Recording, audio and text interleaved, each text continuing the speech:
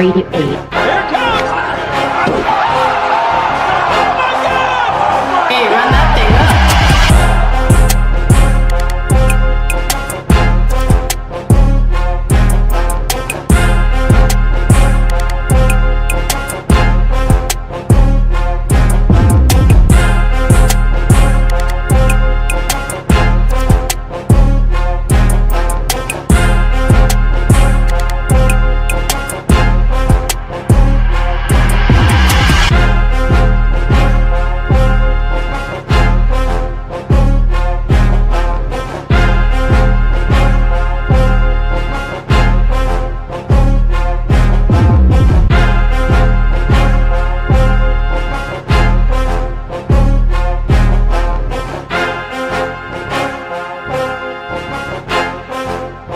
Brady 8.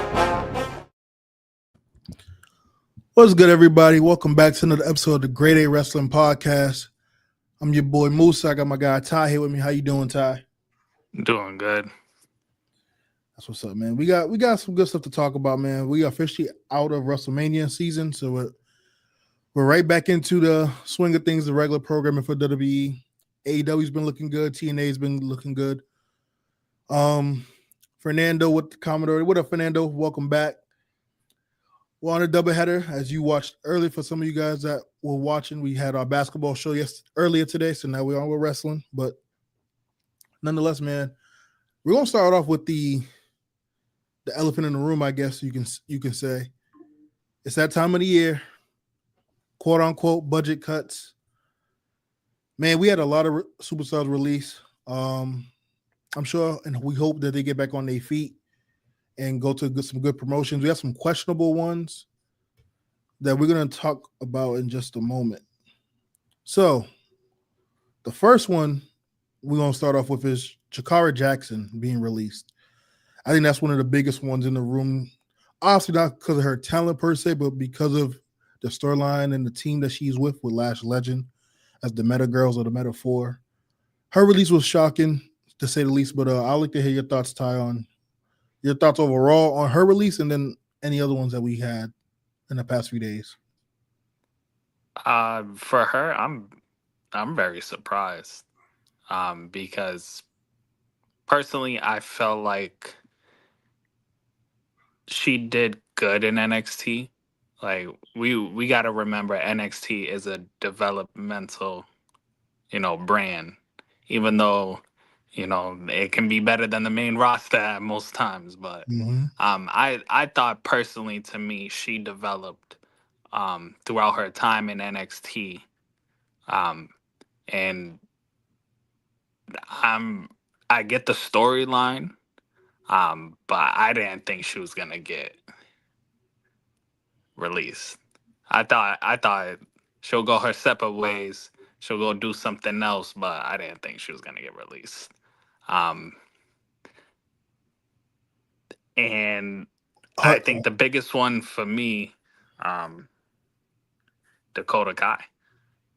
Yeah, I was just going to add on to your Jakara point. Oro Mensah, I'm probably mispronouncing his name. Him from Meta 4 also was released as well. So, yeah, but I'm with you. Dakota Kai, I'll let you carry on. Dakota Kai's release was kind of strange to me. Yeah, the Dakota Kai one, I'm very upset because pretty much she's been healthy, and they just haven't been putting her on. And a lot of people were speculating, they're just waiting for Asuka to come back. But that doesn't seem the case. And I'm honestly, it took me a while to come to it, but I'm not surprised at the end of the day because I feel like Dakota Kai has always been mistreated throughout her time in the company. And I feel like she is very underutilized. And I think out of everyone that got released, I think she should be at the top of every other promotions list, in my opinion. Yeah, so I will say her release was shocking to me, but it doesn't surprise me because this is not the first time she went through it. This time around was more displeasing for the simple fact. I mean, just a couple weeks ago, maybe almost a month now, she's in the finals for the inaugural Women's Intercontinental Championship match with Lara Valkyria. So for her to be utilized in such manner to then not be on TV for a little while and then ultimately cut is kind of head scratching, especially considering the fact that now that you have a mid-card title, this would be the perfect time to utilize her. Whether you put the mid-card women's title, and we've been over this in the past, whether you put those mid-card women's titles on PLEs, you can at least make those the workhorse belts on the regular programming shows. And for whatever reason, they didn't see that idea with her. I don't know why. Is she the best in-ring worker? No, she does have a good skill set in the ring, though. Some of her moves I like is very innovative. Is she the best promo person? No.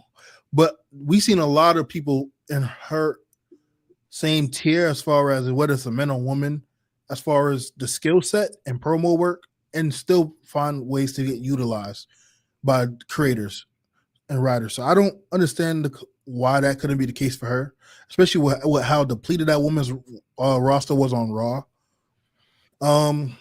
Fernando mentioned Katana Chance, and Kaden Carter is my two biggest names and misutilized people as far as the women go, because we're going to talk about the men too. Because you have a women's tag championships that feel very underwhelming up until that one main event you had on Raw with Liv, Raquel, Bianca, and Naomi. Outside of that, the belts felt useless. And you have a tag team sitting there who's an actual tag team, very innovative, can be very, very influential as far as being faces to the audience. And you could put them in specialist matches. Like I think they would have done great in a ladder match or something. Anything if you wanted to spice things up, you can utilize them. And since you called them up to the main roster, you haven't done that. And I felt like it was just a waste, unfortunately. And at this point, just scrap the belts because you broke up another tag team in Gigi Dolan and Tatum Paxley, along with Shotzi, because Shotzi just got moved to the it was reported that she was moved to the alumni side of the website. And I just seen her tweet probably about an hour or so ago. Seems like she's out the company as well. So the next question is, what are you gonna do with Tatum Paxley? Like you're continuously bringing up women tag teams that's actually been interesting and starting to get some traction, or that's not being utilized. And then it's back to square one where you just throwing random people together in mid-card matches that people don't want to see. So that's my take with the woman at least. I will say to BFAB's credit, she has been getting better. I do like some of the things she's been doing as of late. I will also say she's a great example of what they should have been using to the other woman, as we just mentioned. Like they're finally giving BFAB a chance. Is she green? Yes, very. But she's a lot less green now than what she was a few years ago. But that's my point. You're doing something with BFAB. How can't you find reason? Why can't you find reasons and ways to utilize the Dakota Kais, the Gigi Dolans of the world? Like for help, I would have rather you just put Paxley and Gigi on the main roster and have them feud for the tag titles. Like I would have been. Would I want to watch it? Would I want to watch that all the time? No. But it would have gave something to do, and who knows? You could have put a stipulation on the match, and that could have. All it takes is one opportunity where you can have people latch onto their characters. And I think characters like those, as a Shotzi, Paxley, and Gigi, could have benefited from that. But it's unfortunate nonetheless. Any other male wrestlers you feel like was a surprise?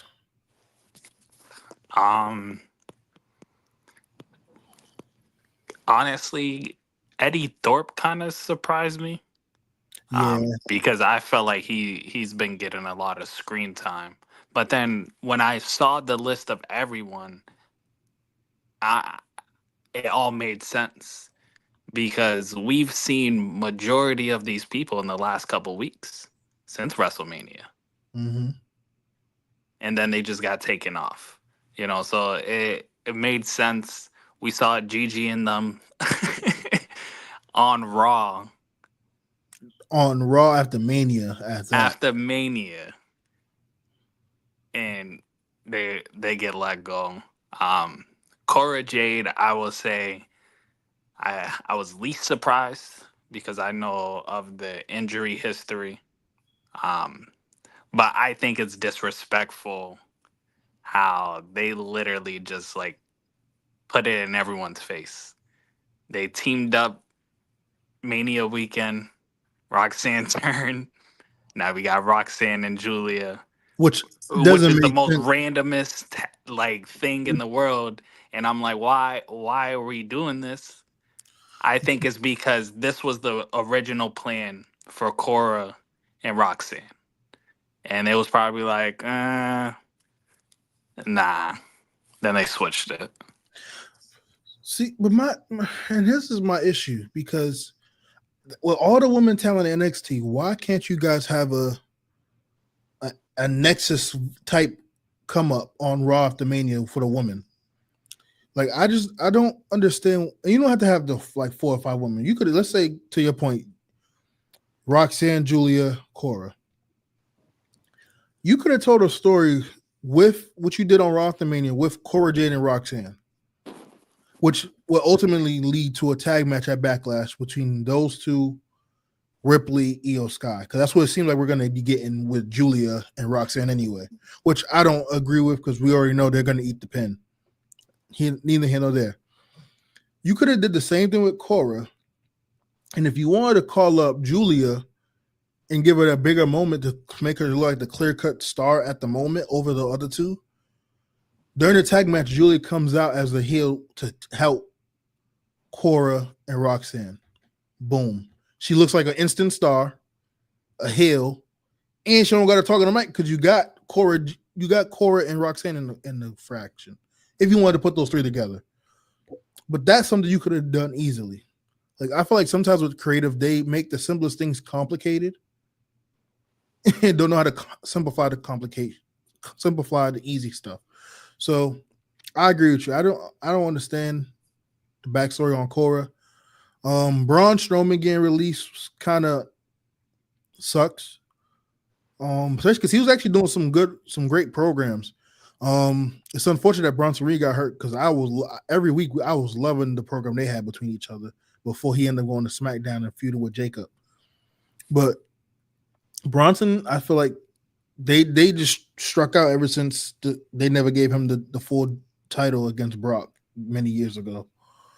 Once they blew that character up, he hasn't really been like the same as far as like fans being fully invested in him. Yeah, he pretty much hit that, old Big Show phase. Where Big Show was just eating the pins to make the other big dudes look better. That's pretty much what they kept doing with Braun Strowman. And it sucks because I feel like you said, he has improved a lot. And he's added a lot to his skill set too. Mm-hmm. The way he moves and like you look at him, like you would not think the way he moves like that because for his size, the way how nimble he is, it's impressive. He's in probably the best shape he's ever been in his career. I wish I think it was 2017, 2018, they would have just pulled a trigger on him and have him beat Brock. If not him, you had a chance with him against Brock at one point. Same with Samoa Joe. And they just, for every reason, Vince and the creative just didn't pull the trigger. That's neither here nor there. But well, again, when he held the Universal belt, or during the pandemic. That was good. But the problem was once Roman came back, took the belt off of him, like it just stopped. That's why it just stopped. Then he got released. It was like a placeholder. Like they was never going to do anything with him. And even then, when he finally won the belt, fans weren't fully invested because at that point, people was just like, "All right, I guess they weren't. It wasn't the same where he was going against Brock and Roman with the whole ambulance and everything." So, but nonetheless, all the recent releases from WWE, we wish you guys nothing but the best. Hope to see you guys very, very soon on TV. I expect a few of them, quite a few of them, to go to TNA. I would love to see Shayna Baszler in TNA. Her and Masha can put asses in the seats with a good program. So hopefully we'll get to see that. I wouldn't mind seeing Gigi and Shotzi in TNA, and that helped with the tag team. I don't know. I just hopefully I don't see all of them go to AEW, or some might just take time off. But wish you guys nothing but the best, nonetheless. Moving right along, we're gonna get right into the weekly shows. We're gonna start off with SmackDown. Ty, I'll let you give your thoughts. What was your thoughts on the show? Takeaways, predictions for the next week's show, and the build up towards Backlash. I thought the show was decent. Yeah, it's hard to top what you did the week before. Yeah, I thought the week before was a way better show. But there's a lot of things that I like on the show. Pretty much, I'll start off with the Fatal 4-Way. There's the United States belt. Man, I'm telling you, Jacob Fatu, we're gonna be like, he has to be champion by the end of the year, because I think he's gonna be red hot, and he's gonna put so much prestige in this title. Because I don't remember the last time a United States title feud made me enjoy this. Well, to ask a question on top of a question, when was the last time they actually invested in the U.S. title this month? Exactly. Because honestly, I think you could have got this type of excitement with LA Knight's first run had they put people around it, but they didn't really. Well, I'll say they started off well, because remember we had the 7-man series with Andrade, Melo. But then they kept rotating Santos Escobar, and it was like, okay, this is getting played out. But yeah, I agree with you overall to your main point. Yeah. Then the Fraxium. Yeah. Why are they on SmackDown? I'm love they on the main roster, but they don't need to be. They needed to be on Raw, because it would actually make people. I thought, me personally, I thought Fraxium versus New Day would have been the program they're going to, but it is what it is. Randy's promo, since Fernando just brought it up, excellent. Like I said, I think this feud between him and Cena is going to be good. It just all depends on the match itself, because we sat there heading into WrestleMania like, all right, they're doing something, but that match was terrible. So hopefully they don't have a bad match, just because it looks like this might be the last time they face off. So Yeah, I hope that's good. Real quick before I let you continue with the rest of the show, so I want to touch back on the Fatal 4-Way, the U.S. title. I love that they're ultimately telling the story long term, because Triple H love long term storytelling. They're slowly cooking up the story with Solo and Jacob, and I love it. I have a love-hate relationship with this, because I love it, because I want to see these two in the feud. I think they'll put on a great feud, but then I hate it because we all know Solo's going to lose again. And the problem I have with that is you built up Solo to when people started fully invested in Solo, you had him lose to Roman for the Ula Fala. Then he goes MIA. He comes back, and he's so cooking this feud with Jacob. And they're ramping up a little bit more because, Tungaloa's out right now due to injuries. But you're slow cooking this with him and Jacob just for him to lose. Like, at some point, where is Solo going to finally break through?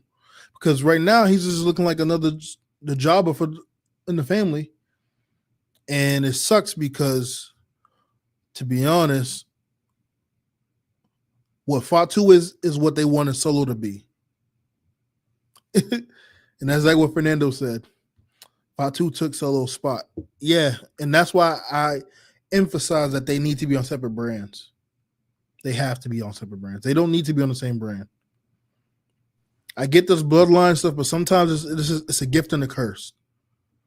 And Fernando also mentioned the Fatal 4 is going to be fire. I think it is. I hope it opens up the show, to be honest, to get the crowd invested and energized. Yeah, because we know Cena and Randy's main eventing. So. Oh, yeah. And it's going to be it's going to be like night 2. Probably going to have all good or decent matches up to that point, and then that match might just drag. But we'll see. We could be wrong. Hopefully we are wrong. What else did you... Oh, go ahead. I would say this about the Solo thing. They can tell this story way better than I think they're gonna tell it. I think they're gonna tell it to where the point Solo costs him the belt. But I think if it was a Solo face turn and Solo winning the belt, I think that's a better story. I'm not mad at that idea. Not mad at that at all. That's actually a good idea. Because Fatu losing to Solo on a long build wouldn't hurt Fatu, in my opinion. If the match is gonna happen in 3 months, 4 months, no. Because Fatu's gonna be on a run. He's gonna be red hot, like I said. But let's say if they build it next WrestleMania. I don't know. You think they can hold on for that long, given what they probably have plans with the Tungans? Well, it depends when everyone's healthy. But that's what I'm saying. With this face turn, they can tell it. Because I think, I think Tonga Loa will most likely return sometime this year. As far as Tama Tonga goes, I don't know how the severity of his injury, so I don't have an exact timetable. But considering Tonga Loa was out before Mania, like probably winter time of last calendar year, I expect him to be back sometime at the end of the summer, possibly, depending on how fast his recovery is going. Yeah, then we're gonna get into so if he comes back SummerSlam, I still expect Fatu to hold the belt. I still expect them to all be together.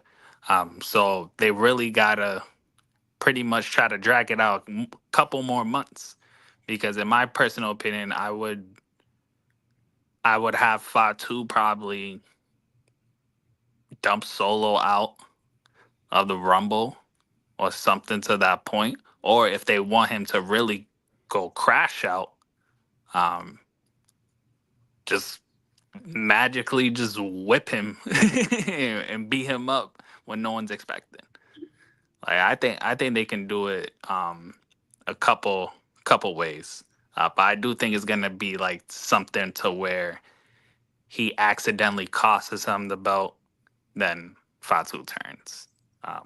And to your point, that's gonna let Solo eat that pin. So yeah, man. But we did get moving right along. We did get Fatu will be winning the Rumble in my opinion. I think it's too early for me to call it, but that's not a bad choice, honestly. Moving right along, we did get Nia Jax back on TV. It was nice for her to be back on TV. Her and Naomi came out after Tiffany and Jade Cargill had a nice match up to that point. Seems like we might be getting a potential tag match at Backlash between the 4 women. I think this is good. Hopefully this will be one way to give Naomi a win over Jade, because her character desperately needs it, especially when she attacked Jade and she did all that temper tantrum stuff and just not even hitting her. I was like, what the hell is this, bro? I'm like, you making me look bad by vouching for you at Mania by doing that. At least do all that and connect. What?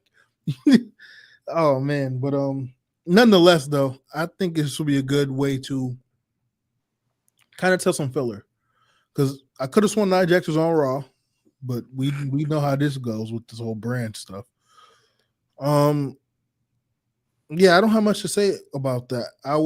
That's pretty much all I got for the women's side Fernando said Naomi will be winning the championship. No. I don't see that. Only because I don't see them having Tiffy lose anytime soon. At most, she'll win is Money in the Bank. And if she does, if Tiffy was to lose, considering how the roster is constructed now, also we have the draft coming whenever. It has to be to Jade. Not even. I think they probably have her lose to Charlotte. Nah, they're not running that back, bro. I can have her. I can see them having her lose to Charlotte, depending on based on how the roster is constructed now. And the reason why I'm saying that, I'm thinking short term, not long term, because obviously I've seen Charlotte since Mania, but we know she's not out with no injury, so she can come back sooner than later.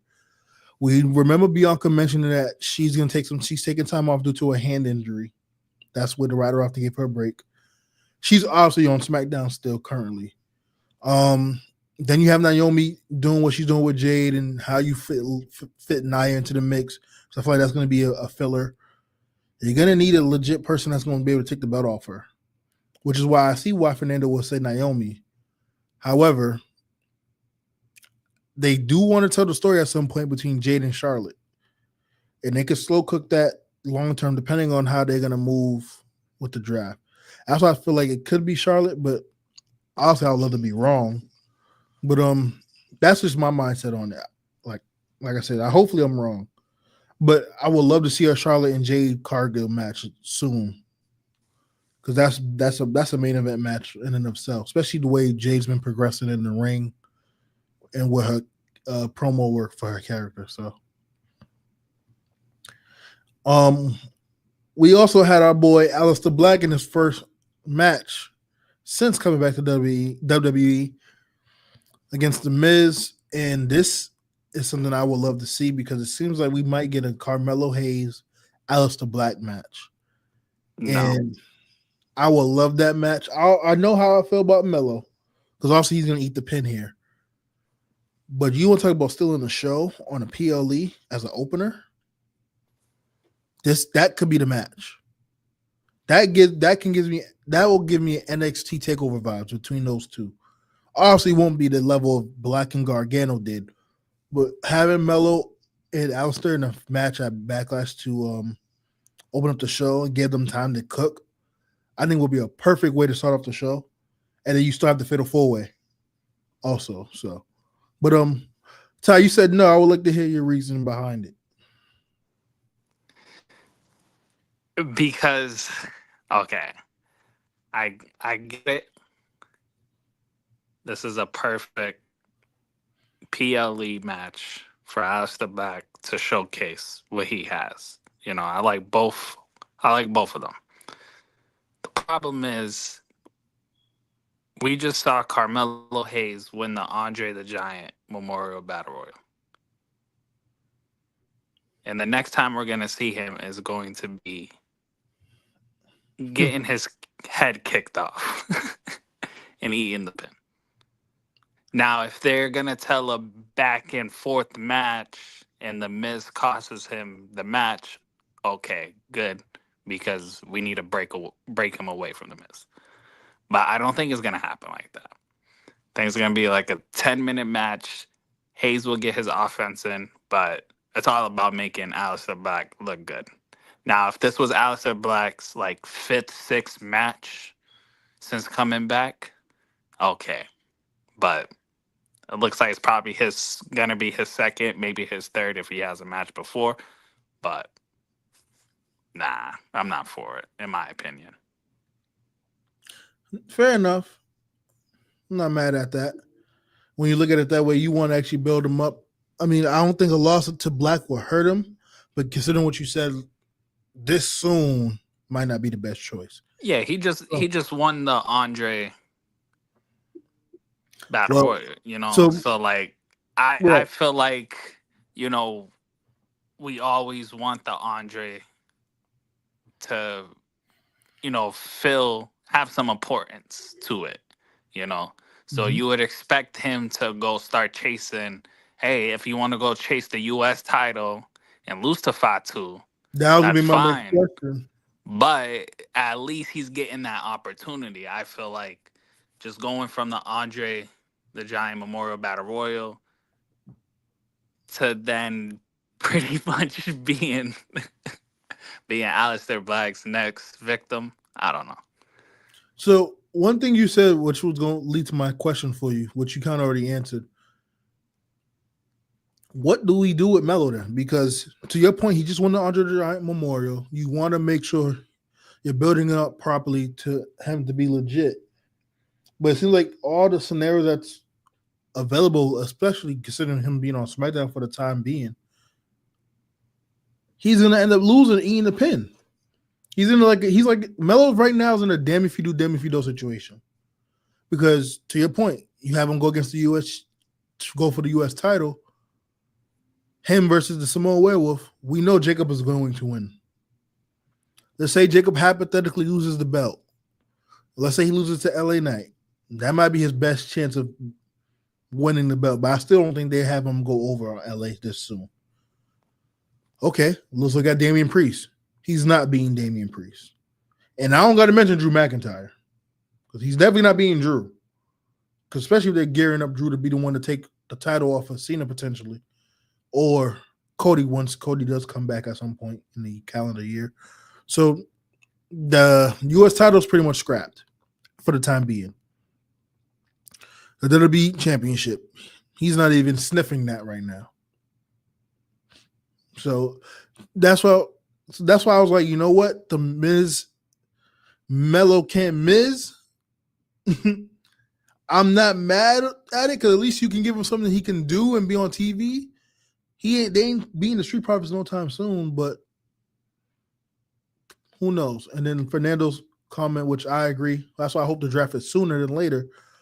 Carmelo going to Raw will be perfect because honestly, if you want to talk about cooking in the opener, especially given how much reception he got in Mania, Dom and Melo for the IC belt.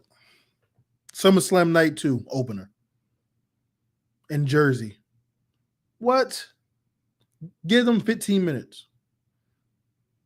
They will cook. So that's something that I would like to see, a dream match potentially. Moving right along, we're going to go right into the Raw show. Sami Zayn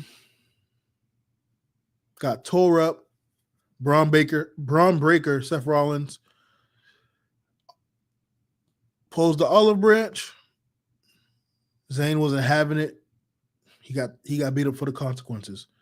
At this point, I love the team just being those two for now. I think WWE needs to really think hard on who they want to add as a third member if they will go that route. I already said Austin Theory is the perfect person to do it. Fernando says the fans are turning on Sammy. I agree. I think he might need a little change up to his character. Just a little bit more spice. Kind of like what Jay needed for his feud with Gunther going into Mania. But yeah, that's my thoughts on the Braun situation. Lyra and Ty's gonna call her Becky Hogan. And if I'm not gonna lie to you, that promo felt Hoganish. Doesn't work for me, brother. It felt Hoganish, I'm not gonna lie, but I'm still on the fence with it. But I was watching that promo and her and Lyra is so freaking green. It's crazy as far as like her kayfabe in her face. But either way, I know they're gonna put on a good match. But it was just like, yo, trying to go through that promo was like, I felt Lyra really trying, and she got some reactions from the fans, rightfully so. But it was something about that promo that just gave me the icks. But between both of them, I'm gonna be honest with you. But like I said, the title's gonna finally have some relevance. I expect Becky to win the belt at Backlash. So that's my thought process with that. And then of course we got his first title defense. Jey Uso is gonna probably go against Logan Paul. Ty, I'll let you take it away. I ain't got nothing to really say about that right now. I'm glad you finished on that point because I'm gonna tie both of these storylines together. I like what they did with Sami Zayn. Um, and I like what they're doing with Seth and Braun. The problem, and I know they don't want to add a new member, it looks like, but the issue I had with it, just being them two is just Braun is gonna keep looking more and more like his bodyguard, and like we know how that goes. So one of them have to turn face, and I don't like neither of them as a face option, to be completely That's true. honest. Um, but what they did to Sami Zayn, um, and Fernando brought this up, the fans turning on Sammy. I thought personally, I thought Jey Uso's first title defense was going to be against Sami Zayn. I thought they were going to turn Sammy Hill and do it, especially the first Raw after Mania, where he just came out and just congratulated him, and it's just like that moment had no payoff in a sense. I thought that was a perfect way for him to be like, "Yo, you always told me once you won that belt, you'll give me a title shot," or something to that point. Yeah, I thought they should have did that, especially because Sami Zayn, Jey Uso defeating Sami Zayn, um, will help him pretty much, because you're going into your first feud with someone you had chemistry with for the past couple years, so rather than them doing Logan Paul and Jey Uso, which is pretty early because I thought they were going to do it at SummerSlam. Um, I think Jay not being able to hold his own on the mic is going to hurt him, because all Logan Paul can do is pretty much talk.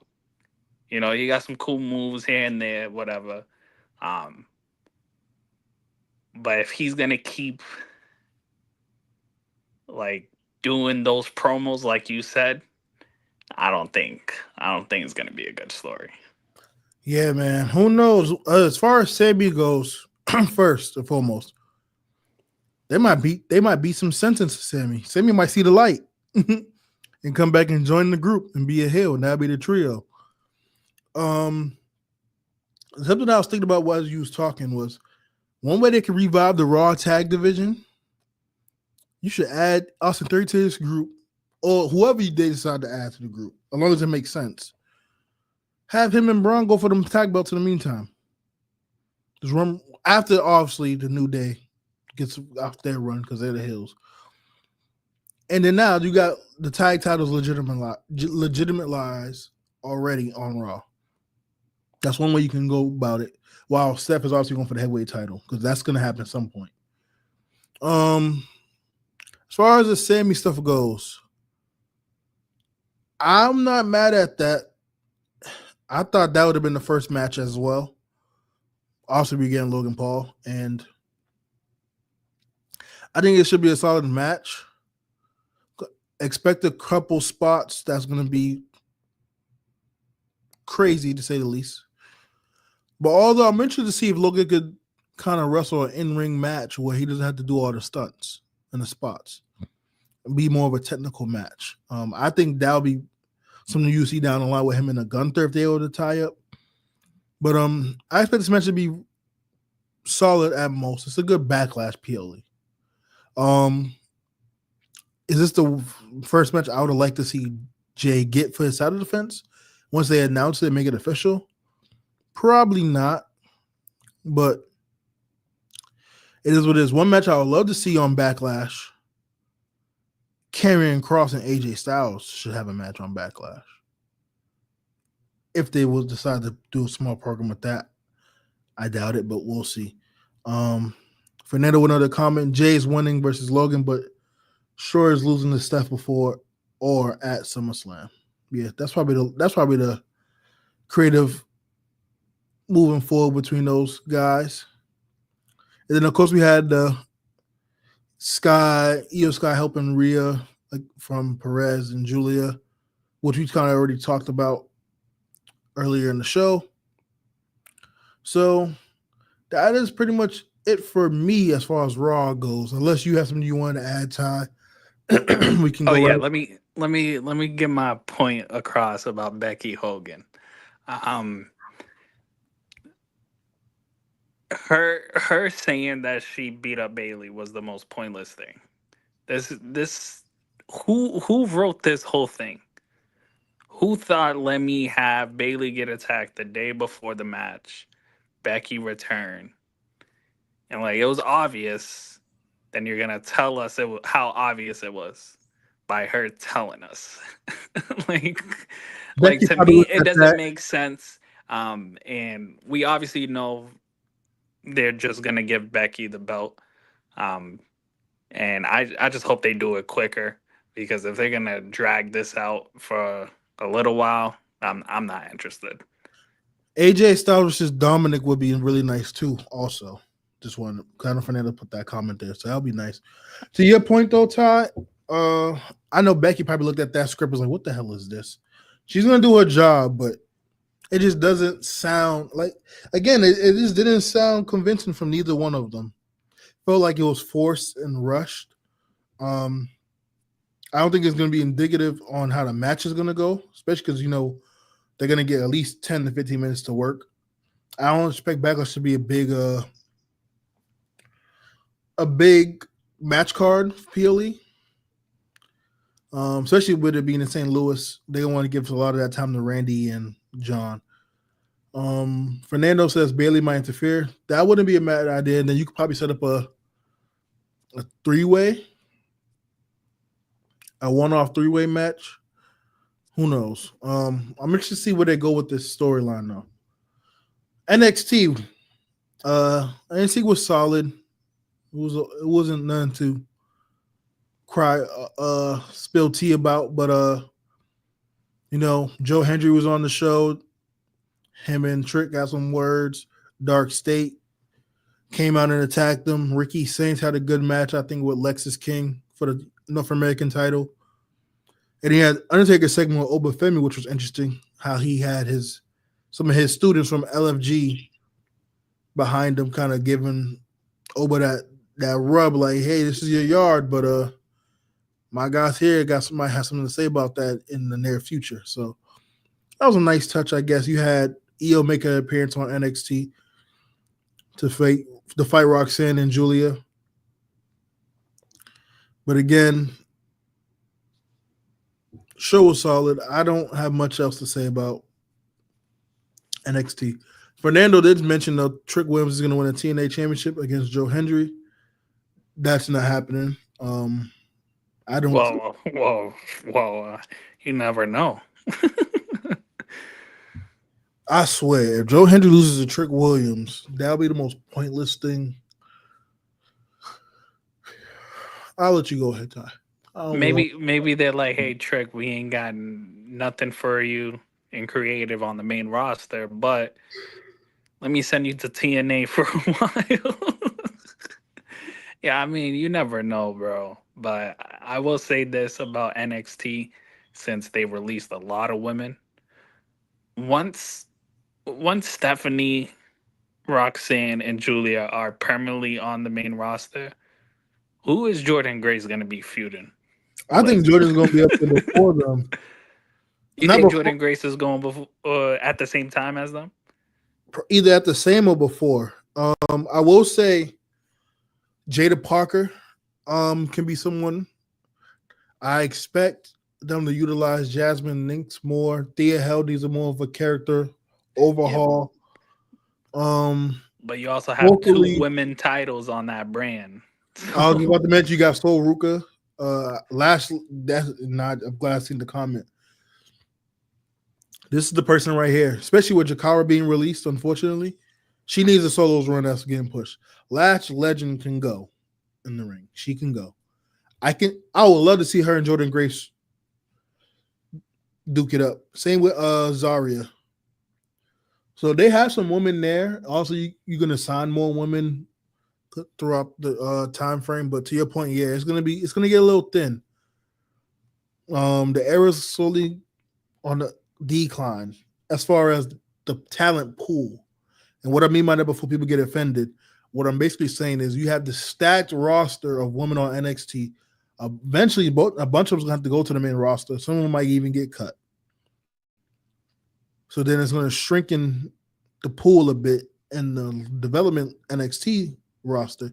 So that means people going to have to scrap more. So that's what I mean by that. But yeah, that's pretty much my take on NXT this week. Also, you had Trick going TNA and attack Hendry, which is nice to see.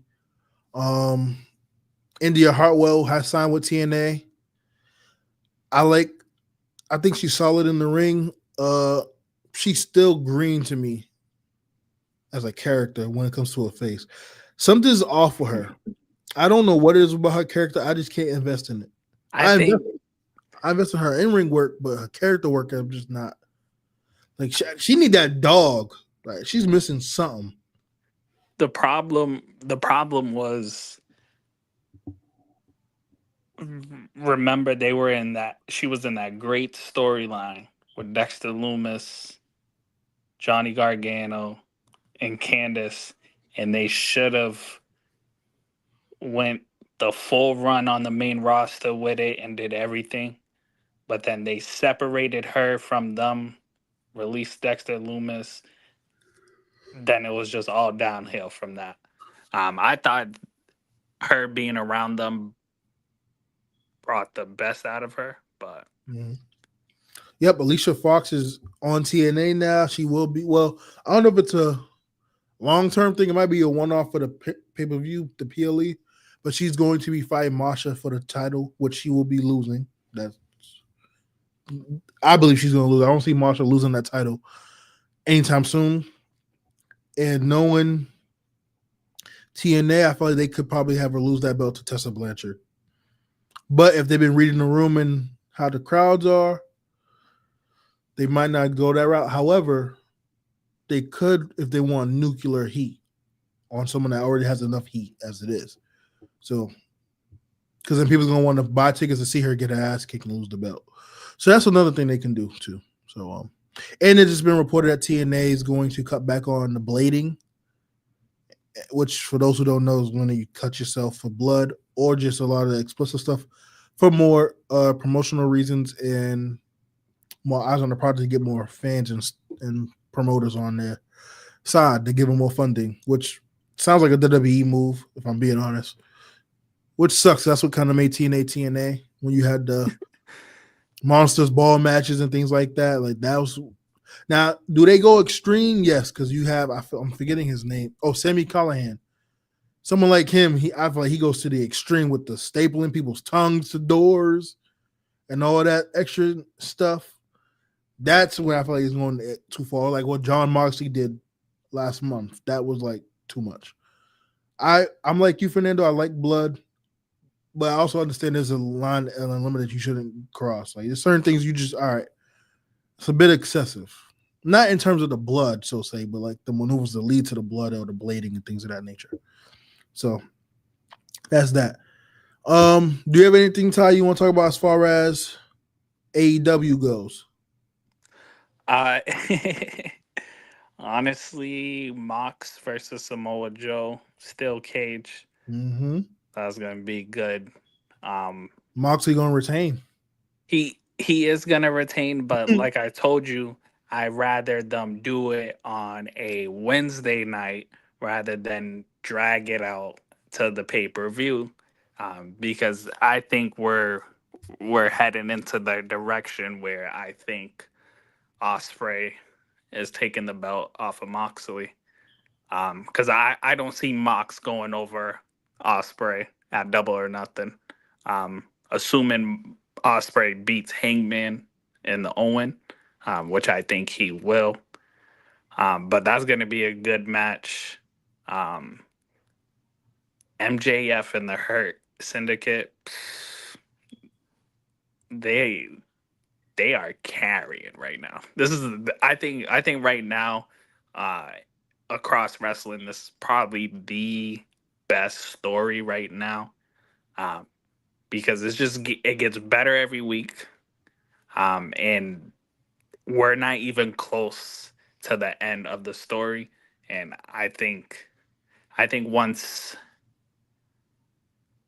I don't know, once Double or Nothing comes, I think they should be involved somewhere on the card, and I think it'd be better for them.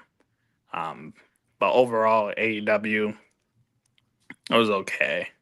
The Young Bucks, I'm not understanding this.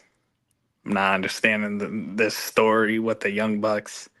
I feel like Um, everything they do, especially since Cody left, and when they felt really once they did that dumb stuff with the tape with CM Punk. Well, no, let me rewind that. Ever since the whole Jack Perry story kind of came to its climax, it's been cringe. I mean, there are the cringe moments before that, but I don't know. I feel like their stuff feels more like, oh, it's because I'm one of the executives. I can do whatever I want type of things, which I don't think they're trying to portray that as. That's what it comes off of as from the viewer. But yeah, I'm with you with the Jacksons. I'm not fond of it. Who do I think MJF is going to hurt? I think he goes after Shelton first. If that's I'm assuming that's what you mean by hurting them within the tag, the fraction at some point. Fernando, I agree with Hangman and Ospreay is going to be a phenomenal match. I think Ospreay goes over, but then we have Jamie Hayter and Mercedes, and obviously Mercedes is going to win, but I wouldn't mind seeing her lose this match to Jamie with interference from Athena, to be honest. But again, we'll see. I doubt that. I'm telling you, I don't think it's obvious that she's going to win, because I think it's perfect. This is the perfect way she can eat a pin without losing any of her belts. Once she loses a belt, that's when, the story doesn't make sense. You know, but her losing a chance at another title, that's not going to hurt her. That's not going to ruin the story. It actually makes the story even better, in my opinion. Yeah. I'm not mad at that at all. Then we had Tony Storm versus Miju. I don't know how they pronounce the Y and the U in her name, but Yamashita in a title eliminator match. I think this was a good match. Tony Storm is on a run, to say the least. I love everything she's been doing. I thought it was a solid match, and like you said, Ty, I think the show overall was a really good show, solid show. Yes, Fernando, I agree. A lot of when it comes to Tony Storm, especially with her late run with AEW, all her matches you should expect to be physical and hard hitting. Oh, and I just thought about it since we're on AEW to your question, Ty, about the women's division on NXT. Not to backtrack. One woman obviously to mention in that, and you're not gonna like it, but she's No, gonna be there for no, she's not going. She's not Mariah going to May. NXT, bro. Will be on NXT first. She I will not. can see it now. But And I then think they're she's gonna gonna be run in. They're phenomenal. gonna run into the same issue with Stephanie and Julia. So I believe, depending on when she signs, I think once she's there is when you're going to see Stephanie and Julia probably get moved. I think Julia's already gone as it is at this point, especially after probably by the end of this month, June the latest, she's gone. So Yeah, but I'm saying the reason why they're calling up Stephanie and Julia is because they're too advanced for NXT, you know. And I think Mariah May's too advanced for NXT. So when right. you have her there for a couple months, you're gonna want to hurry up and put her on the main roster. Same with the Jordan Grace. Same with Stephanie. That's why she's gonna be needed because they're gonna need somebody to carry the division. Mm-hmm. But I think, me personally, she could have easily just went to the main roster. Fair enough. I don't disagree with that at all. But you know how WWE thinks. You know how moving pieces get moved around. Injuries happen. Things get scrapped. It's just time. It's just a wait and see kind of thing at this point. Real quick, we're gonna go over some predictions of the Backlash matches that have been announced. It's not much, but the matches that have been announced. Obviously, we talked about the Fatu, McIntyre, LA Knight, Damian Priest fatal four way. We kind of talked about that already. We don't got to give our predictions too much on that. We kind of see how that's going to go. Fatu winning the match. I think it's either going to be Priest or LA that eats the pin. So we can move on from that match. The other match that's been announced: Gunther versus Pat McAfee. Gunther's obviously going to win this match. However, actually, I'll take that back. If Gunther was to lose this match, it is only because they're going to set up the Goldberg feud. That's my take. I'm taking Gunther still, but unless they're trying to set up the Goldberg Gunther feud, is the only way I see Gunther losing. Or he can win and just beat up Pat McAfee's ass to the point where Goldberg comes out, and they try to build it off from there. So we took the belt off this guy. Go ahead and do it. I'll give you your moment. I know you're ready. So we took the belt off this guy to put him in a Goldberg feud. This is worse than the name change, by the way. This is worse. There's no way. Like, this whole Pat McAfee thing, I thought it was good if we were gonna write off Gunther for a couple months and have them pick back up for SummerSlam, because SummerSlam's 2 nights. That's a perfect PLE for a Pat McAfee match. But we see him brutally attack Pat McAfee, which I thought was done perfect. But then the week after, he's not even there, but Pat McAfee's perfectly fine on the announced team. Like, to me, that's just like, we're rushing things, and it seems like creative doesn't know what to do right now. So they need to hurry up this draft, so we could get some new ideas floating around or something. Some new faces and stuff. Yeah, no, I agree. I 1000% agree with that. Next match, we kind of already talked about it. Lava versus Becky Lynch. We already kind of spent time on that, and then the other match that's been announced is Cena versus Orton. We didn't spend too much time on this, but we obviously know, and you could disagree. You can obviously say more if you disagree, but we also believe that Cena's keeping the belt. So, yeah, I don't exactly. He should have been in a neck brace or something. I would have just took him off the commentary for like a week or two. You could have, if you was going. Okay. Then have him. I That's think what I'm this is saying. Oh, go ahead. Nah, that's what I was saying. So you keep Gunther out for a month or a month and a half. Pat McAfee just takes 2 weeks off, comes back, and you have him keep mentioning Gunther's name week after week till Gunther comes back. That's how you build the story. But I think this is too quick, and I don't know who's gonna win that match. So that was actually where I was about to go with the timing, and I think this is more of a TKO situation than WWE. They just kind of fall in the no man's land because of it. Because I believe the reason why things are so short notice is because of how they had WrestleMania scheduled. So WrestleMania was scheduled later than usual. So that means Backlash was going to be a lot sooner than they would like. Because I believe they had another week or two to prep this. They probably go to route that we all thought they would have had either Pat or Gunther off TV for a little while. I could have seen them if they had at least another week, like tomorrow, like Monday night. They could have had, if you wanted to really build it up properly. Let's say you kept Pat off TV this past Monday, and he's off TV. This upcoming Monday, Gunther shows up, gloats, disrespects him. You know, especially with Gunther, because he's been doing so well with this. He crosses the line and get that instant heel heat. Gunther can mention Pat McAfee's wife, kids, or whatever. And all I hear is his music hit. And he comes through the crowd, and it's a brawl in the ring between him and Gunther.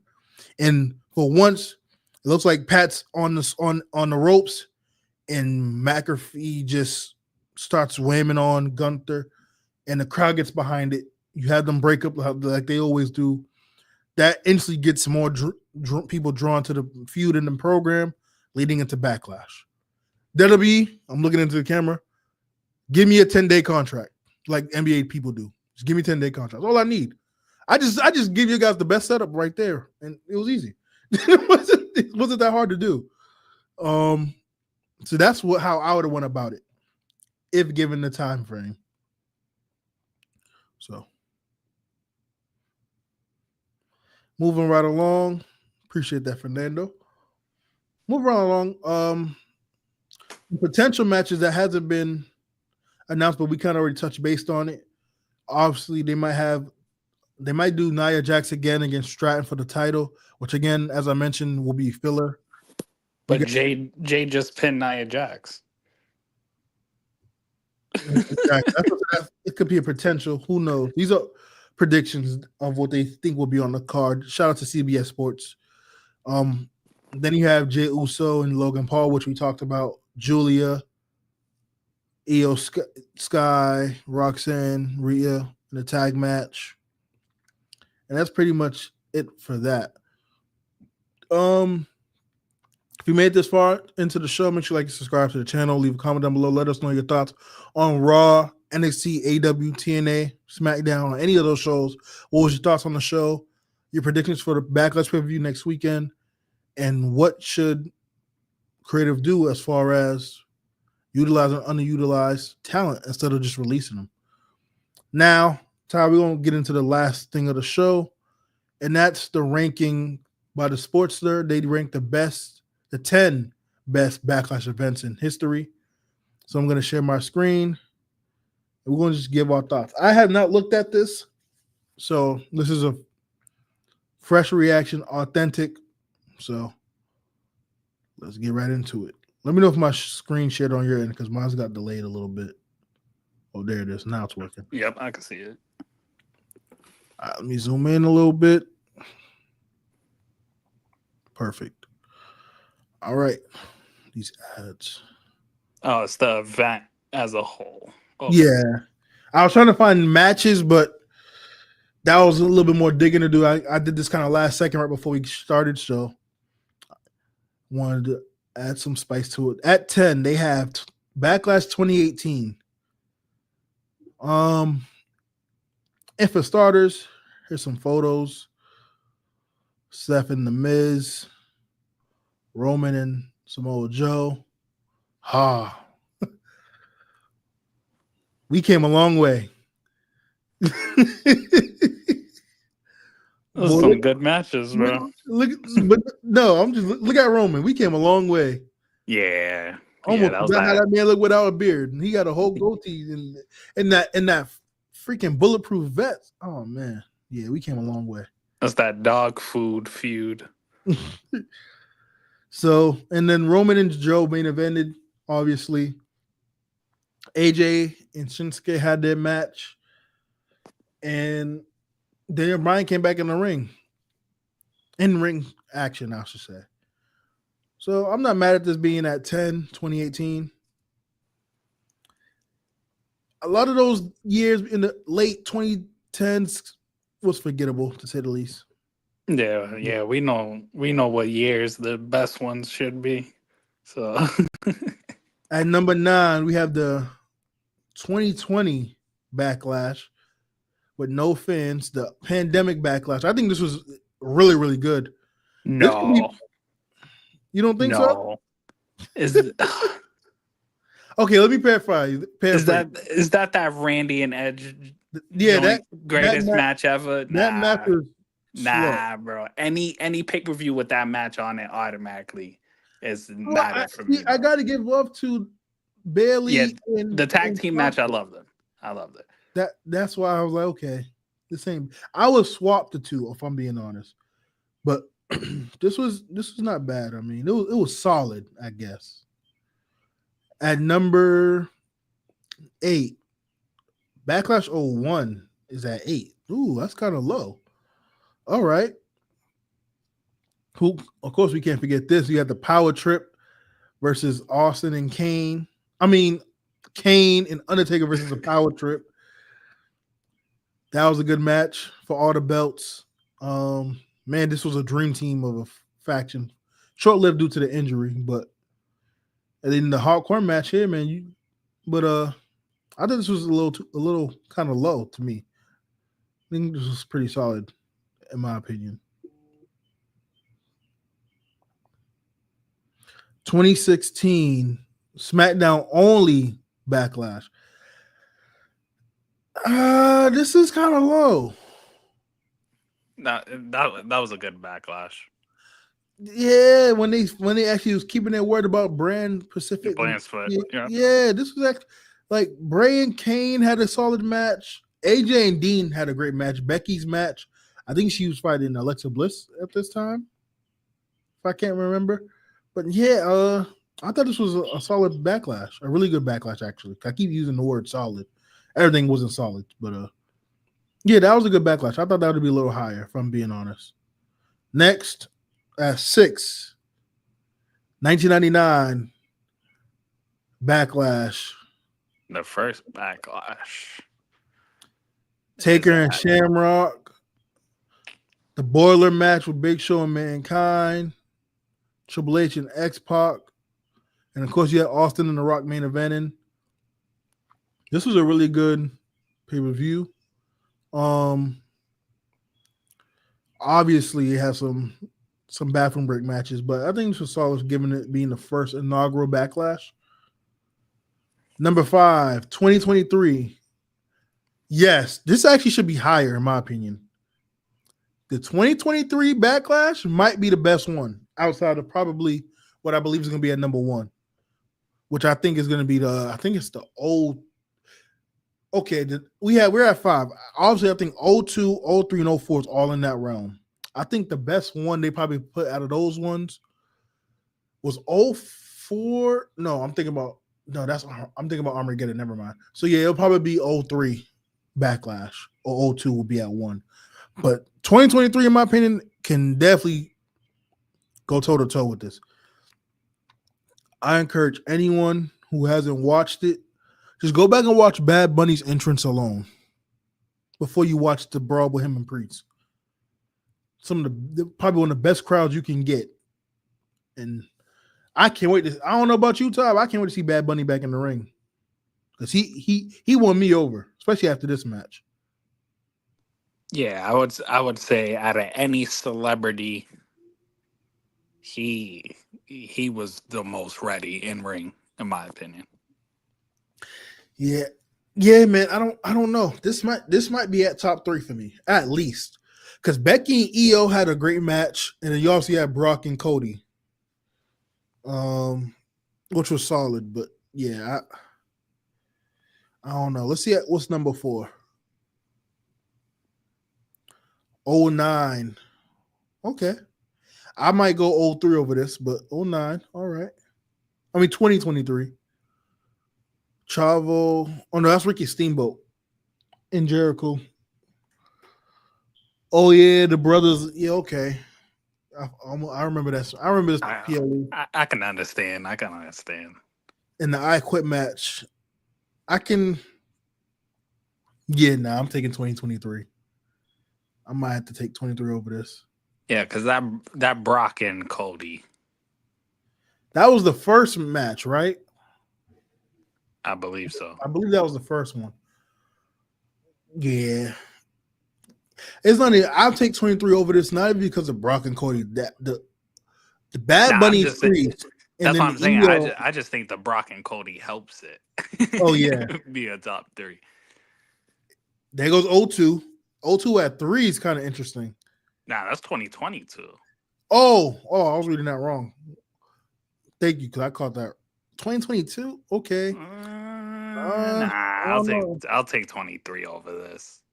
Wait, Nah, Ronda Charlotte versus and Charlotte. Yeah, get out of yeah, here. disqualified. Disqualified. Oh, but damn, hold on. They had this on it though. This oh, the bloodline. That's right. Okay, now I remember. This was a good backlash. This was a really good backlash. Charlotte and Ronda was not something I was excited to see, obviously, but they served their purpose. Cody and Seth tore the house down. I don't think this was close to being better than the first match when Cody came back. And then the Bloodline and Drew versus RK Bro was really good too. But yeah, no, this being a top 3 backlash clearly is biased. I don't think it's top 5. And if it is, it's probably at 5. 2. Here we go. The 2000 backlash. You had Triple H and The Rock having their feuds. The tag matches here. And Dean Malenko, who I think is so criminally underrated when it comes to in-ring work ability and technical work. Dean Malenko does not get mentioned enough. But yeah, what you think? 2000 backlash at number 2. Let me see what they got at number 1. I think it might be 01. Yeah, but you never know. Hey, 07. huh? This disqualifies it right here. Told you. You never know. Vince over here trying to. I'm still the fact that Vince really went on TV said, "What up, my nigga?" That shit, like, yo, back then watching as a kid, I didn't really catch it for real because I just it went over my head because I really didn't think of it. But looking back at it now, it's just like, yo, some of the things they used to do back then was like ridiculous. Like, but this being at number 1,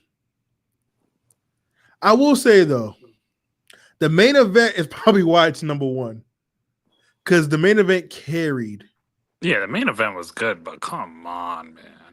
I'm not putting this number 1. I mean, the last man standing, Batista and Taker, yeah. Yeah, it's not enough on the card for me to be at number 1. If I'm being honest. But that's the top 10 for Backlash. I mean, overall events. And that's gonna wrap up today's show. If you made it this far, make sure you like and subscribe to the channel and let us know your thoughts on the show. Let us know what's your favorite Backlash event of all time in the comment section. Stay tuned. Tomorrow we're gonna give you guys the Pick 6 episode where we're gonna talk about the draft, NFL draft recap, give team grades and stuff. Yo, AJ Styles' Twitter just got hacked. What you mean? Yeah, his Twitter got hacked. So go on his Twitter. There's a lot of stuff being tweeted that we probably cannot say on here. Is it the same thing as what happened to the NXT superstar? Nah, the NXT superstar, he did not get hacked. That was him for real, bro. He was mad because Eddie Thorpe's his boy. And he got released. He was actually mad. AJ Styles is getting hacked. Let me see.